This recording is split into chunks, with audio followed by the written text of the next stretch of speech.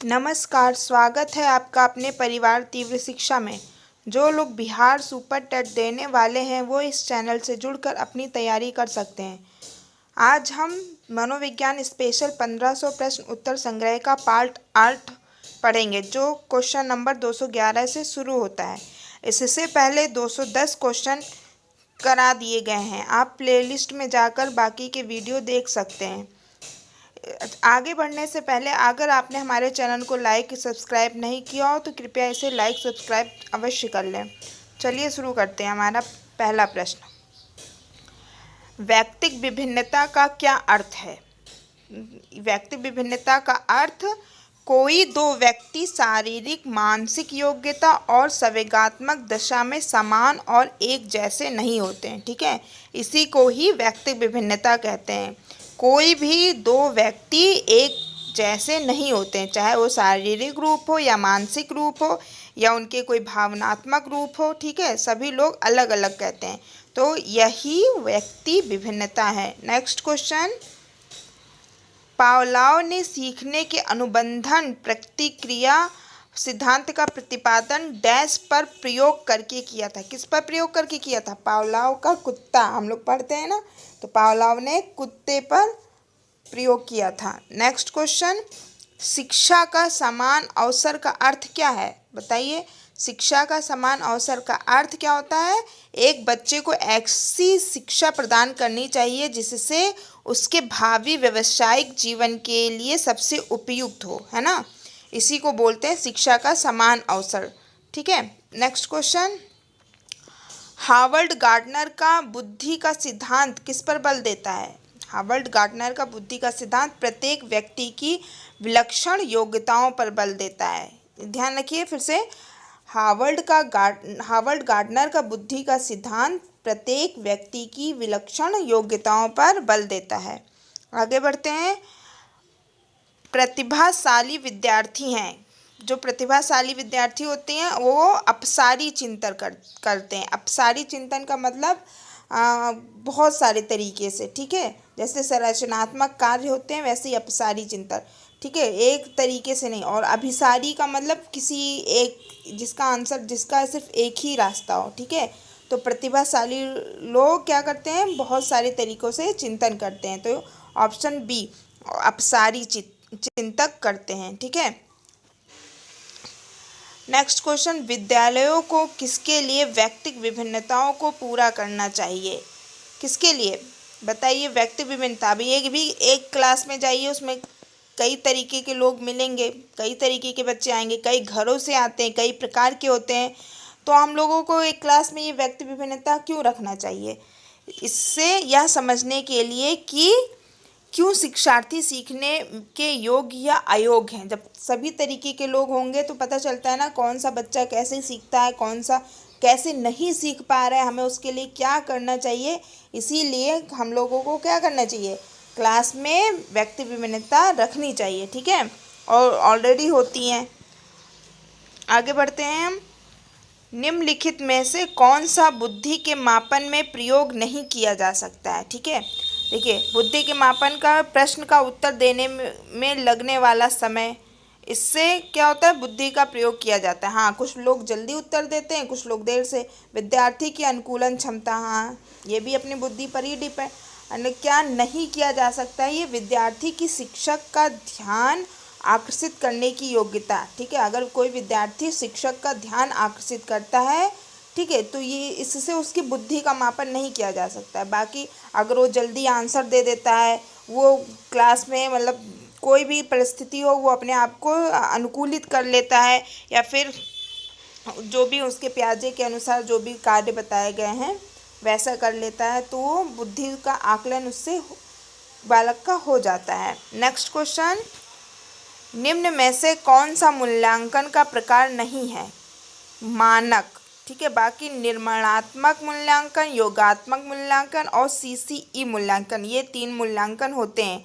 मानक कोई भी मूल्यांकन का प्रकार नहीं है। ठीक है, नेक्स्ट क्वेश्चन, शैशवाकाल की अवधि है, क्या है? जन्म से 2 वर्ष हमारा शैशवाकाल कहलाता है। नेक्स्ट क्वेश्चन, कक्षा अध्यापक ने राघव को अपनी कक्षा में अपने कीबोर्ड पर स्वयं द्वारा तैयार किया गया मधुर संगीत बजाते हुए देखा। ठीक है, कक्षा अध्यापक ने विचार किया कि राघव में क्या है, संगीत में बुद्धि है। ठीक है, अब वो डेस्क पे अपने बैठ के वो ऐसी कुछ भी मधुर ध्वनि वो अपना बजा रहा है, खुद से तैयार किया हुआ। तो आप क्या सोचेंगे, यही सोचेंगे ना कि उस बच्चे में क्या है, हमारे संगीत में बुद्धि है। ठीक है, ऐसी बुद्धि कई प्रकार की होती है, हम लोग ने पढ़ा है ना बहुबुद्धि का सिद्धांत, तो कई तरीके की बुद्धि होती है। तो राघव में कौन सी बुद्धि है, संगीत में बुद्धि। आगे बढ़ते हैं। सृजनात्मकता मौलिक परिणामों को अभिव्यक्त करने के मानसिक प्रक्रिया है। सृजनात्मकता मौलिक परिणामों को अभिव्यक्त करने की मानसिक प्रक्रिया है। यह कथन किसका है, क्रो एंड क्रो। सृजनात्मकता मौलिक परिणामों को अभिव्यक्त करने की मानसिक प्रक्रिया है। ठीक है, इसको एक वर्ड इसमें ध्यान रखिएगा, सृजनात्मकता और मौलिक को हम अंडरलाइन करेंगे। यह कथन क्रो एंड क्रो का है। आगे बढ़ते हैं। विकास का अर्थ क्या होता है, तो विकास किसे बोलेंगे आप, अभिप्रेरणा एवं अनुभव के फलस्वरूप होने वाले परिवर्तनों की उत्तरोत्तर श्रृंखला। ठीक है, विकास का मतलब अभिप्रेरणा और अनुभव के फलस्वरूप। ठीक है, जो हमारे अंदर की प्रेरणा है और जो हमें फील होता है, अनुभव होता है, उससे होने वाले परिवर्तन की उत्तरोत्तर श्रृंखला को हम क्या बोलेंगे, विकास। ठीक है, आगे बढ़ते हैं। मनोविज्ञान की बहिर्दर्शन विधि के जनक कौन है, जे.बी. वॉटसन।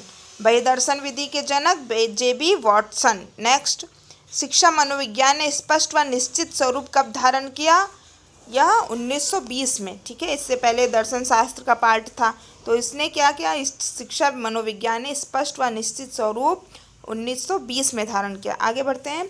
कौल सैनिक शिक्षा मनोविज्ञान का आरंभ किससे मानते हैं, अरस्तु से। ठीक है, कौल सैनिक शिक्षा मन का आरंभ अरस्तु से मानते हैं। आगे, सीखना किससे प्रभावित होता है, तो सीखना प्रेरणा से प्रभावित होता है। ठीक है, प्रेरणा मतलब मोटिवेशन, हमारे अंदर से जो प्रेरणा होती है वो सीखना उसी से प्रभावित होता है। ठीक है, आगे बढ़ते हैं। साइकोलॉजी शब्द किन दो शब्दों से मिलकर बना है, तो साइकोलॉजी शब्द साइकी प्लस लॉजेस। ठीक है, साइकी प्लस लॉजेस, तो इससे बना हुआ है। स्पेलिंग आप जरूर देख लीजिएगा, एग्जामिनर ऐसे ही थोड़ी सी स्पेलिंग इधर उधर करके आपको कंफ्यूज कर सकता है। ठीक है, आगे बढ़ते हैं। खेल को ऐच्छिक तथा आत्म प्रेरित क्रिया किस मनोवैज्ञानिक ने बताया, ये स्टर्न ने। क्या बताया, खेल क्या है, स्टर्न कहते हैं खेल ऐच्छिक तथा आत्म प्रेरित क्रिया है, ऐच्छिक तथा आत्म प्रेरित क्रिया है। नेक्स्ट, निम्नलिखित में से समाजमिति विधि के प्रणेता हैं कौन है, जे.एल. मैरेनो। समाजमिति के प्रणेता जे.एल. मैरेनो।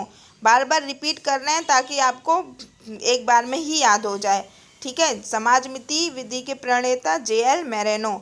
आगे, बालकों में खेलों से विकसित होने वाली शक्तियां हैं सभी, शारीरिक भी, मानसिक भी और सामाजिक भी। ठीक है, ये सभी शक्तियां खेलों से विकसित होती हैं। आगे बढ़ते हैं हम। मारिया मॉन्टेसरी पद्धति में शिक्षा किस माध्यम से दी जाती है, तो गीतों द्वारा, संगीत, खेलों द्वारा, उपहारों द्वारा, ये सभी विधि मारिया मॉन्टेसरी विधि में शिक्षा दी जाती है। ठीक है, आगे बढ़ते हैं। निम्नलिखित में से अधिगम का सिद्धांत नहीं है, 3 अधिगम के सिद्धांत है और एक नहीं है। कौन सा नहीं है, डॉपलर सूज का सिद्धांत, ये कोई अधिगम का सिद्धांत नहीं है। बाकी संबंधवाद का सिद्धांत, अनुकूलित अनुक्रिया का सिद्धांत, पुनर्बलन का सिद्धांत, ये किसका सिद्धांत है, ये अधिगम का सिद्धांत है। संबंधवाद, अनुकूलित अनुक्रिया, पुनर्बलन। ठीक है, आगे बढ़ते हैं।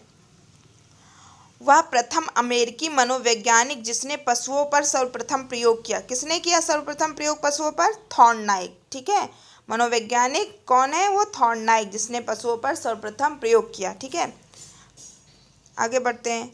निम्नलिखित में से कौन सा मनोवैज्ञानिक का मनोविज्ञान बंध मनोविज्ञान या संयोजनवाद कहलाता है, किसका, कोहलर। ठीक है, इन्होंने चिंपैंजी को बंद किया था ना, इसलिए इनका बंध मनोविज्ञान या संयोजनवाद कहलाता है। आगे बढ़ते हैं।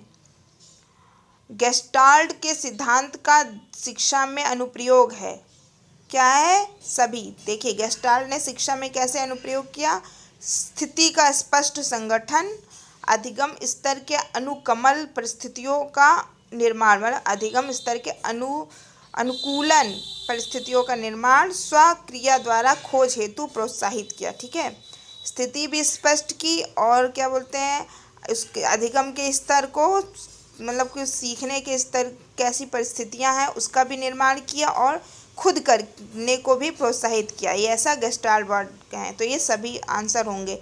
आगे बढ़ते हैं। सक्रिय अनुबंध का निम्नलिखित में से शिक्षा में कौन सा अनुप्रयोग नहीं है? व्यवहार को अपेक्षित रूप देना। सक्रिय अनुबंध का कौन सा अनुप्रयोग नहीं है? किसका हम प्रयोग नहीं करते हैं? तो व्यवहार को अपेक्षित रूप देना। हम किसी से अपनी अपेक्षा के अनुसार व्यवहार की आशा नहीं रख सकते। बाकी व्यवहार को अपेक्षित रूप देना, ये इसका आंसर होगा। मनस्तापी बालकों के प्रशिक्षण में उपरोक्त में से कोई नहीं। हाँ, तो यही होगा, व्यवहार को अपेक्षित रूप देना, ये अनुप्रयोग में नहीं। आगे बढ़ते हैं। एक आदर्श अध्यापक में पाया जाने वाला गुण क्या है? सभी। जैसे अध्यापक को लोकतंत्रात्मक दृष्टिकोण रखना चाहिए। ठीक है, लोकतंत्रात्मक समझते हैं? जैसे हमारे देश में क्या है, लोकतंत्र है ना कि प्रजातंत्र है? बताइए, प्रजातंत्र और लोकतंत्र एक ही होता है। ठीक है, तो सबका सुनना चाहिए। एक शिक्षक को सभी विद्यार्थियों की बातों को ध्यान से सुनना चाहिए। ठीक है, विषय वस्तु पर अधिकार। ठीक है, एक टीचर जिस भी विषय का शिक्षक हो उसको अपने विषय में एकदम मजबूत होना चाहिए। नेक्स्ट, बाल मनोविज्ञान का भी ज्ञान होना चाहिए कि किस बच्चे को किस विधि का प्रयोग करके हम पढ़ाएंगे, उसको किस तरीके से समझाएंगे। तो हमको अगर मनोविज्ञान का ज्ञान होगा तभी हम उस पर अप्लाई कर सकते हैं। तो ये सभी गुण एक शिक्षक में होने चाहिए। आगे बढ़ते हैं। चिंतन संज्ञानात्मक पक्ष में एक मानसिक क्रिया है। यह कथन किसका है? रॉस का। चिंतन संज्ञानात्मक पक्ष में एक मानसिक क्रिया है। ठीक है, आगे बढ़ते हैं। यह आवश्यक नहीं है कि उच्च बुद्धि लब्धि वाले बच्चे में भी क्या हो? सृजनशीलता हो। ठीक है, कोई बच्चा बहुत तेज है पढ़ाई में, लेकिन ये जरूरी नहीं कि वो मतलब खुद से कुछ कर जाए। कुछ लोग होते हैं ना, रट रट के बहुत अच्छे मार्क्स ले आते हैं, तो उनके मार्क्स को तो देख के लगता है कि हाँ ये बच्चा बहुत ही इंटेलिजेंट है, पर वो अपने आप से कोई वर्क नहीं करते हैं, मतलब खुद ही खोज नहीं करते हैं। जो बच्चे कुछ कम टैलेंटेड होते हैं या जिनके मार्क्स कुछ कम भी आते हैं, लेकिन वो आगे बहुत आगे निकल जाते हैं क्योंकि उनका दिमाग कुछ ना कुछ खोजबीन खुद ट्राई करने में लगा रहता है। ठीक है, आगे बढ़ते हैं। अहम निर्देशित होता है कैसे? वास्तविकता सिद्धांत द्वारा। ठीक है, इदम अहम और का सिद्धांत था ना, किसने दिया था? फ्रायड ने दिया था। हाँ, इदम अहम, तो अहम क्या है हमारा? वास्तविकता सिद्धांत द्वारा ये वास्तविकता पे काम करता है। ठीक है, ये 240 प्रश्न हो गए। 30 प्रश्न आप लोगों को डेली कराया जा रहा है। ठीक है, तो ये आपके एग्ज़ाम तक का बहुत अच्छा आपका मैटर आपके पास एक तैयार हो जाएगा। तो आप लोगों को साइकोलॉजी में टेंशन की ज़रूरत नहीं पड़ेगी लेने की। ठीक है।